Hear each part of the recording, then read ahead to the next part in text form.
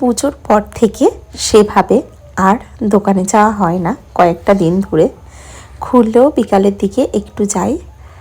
দোকানে গেছিলাম, দোকান থেকে এসে লাঞ্চ করব তার প্রিপারেশান চলছে।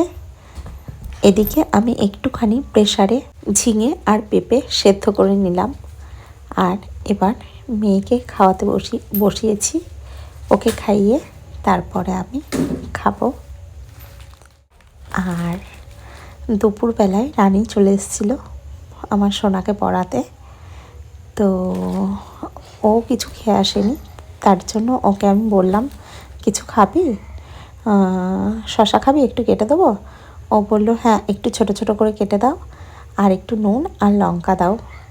দিয়ে দিলাম, ও সেটা খেলো। এবার একটু মেয়েকে ঘুম পাড়িয়ে তারপরে চলে এলাম দোকানে। দোকানে কিছু বুকিং ছিল। আজকে যিনি এসছেন ওনার একটা হেয়ার কাটিং হবে, কিছুদিন আগেই কাটিং করেছিলেন। তো যাই হোক, চুলটা অনেকটাই বড় হয়ে গেছে, খুব তাড়াতাড়ি বেড়ে যায়, যার জন্য আবার হেয়ার কাটিংটা করতে চলে এলেন। তো আমি কাটিংটা করে দিলাম। এটা হলো ফাইনাল লুক।